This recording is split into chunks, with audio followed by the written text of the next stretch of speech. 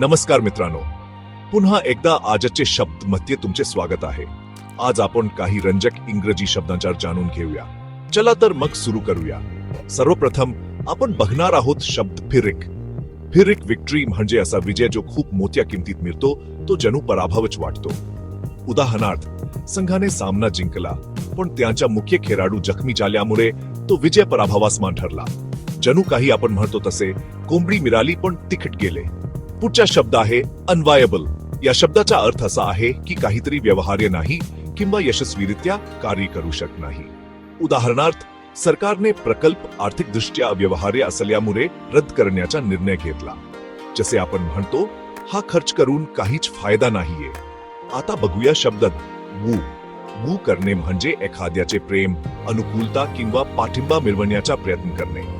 उदाहरणार्थ, कंपनी आकर्षक ऑफर्स देऊन नवीन ग्राहकांना जिंकण्याचा प्रयत्न करत आहे.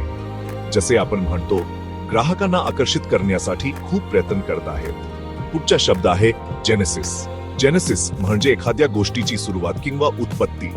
उदाहरणार्थ, तिच्या यशाचा उगम तिची निष्ठा आणि कठोर परिश्रम यात आहे. जसे आपण म्हणतो, तिच्या यशाची मुळे तिच्या कष्टात आहेत. शेवटचा शब्द आहे टेनेट.